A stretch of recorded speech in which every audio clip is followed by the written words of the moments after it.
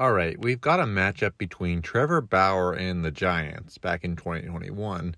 It's actually Bauer's last start before MLB started its investigation into his alleged assault. Eventually, MLB handed out a more severe 324-game suspension on Bauer. Anyways, Bauer's facing Mike Yastrzemski, who's had a nice career so far.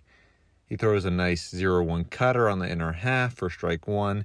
He goes to a 0-2 changeup and puts it in a perfect spot. Yaz hits a pop-up down the third baseline, and Gavin Lux hauls it in. Lux talking to someone off camera, not sure who it is. Next steps in Buster Posey.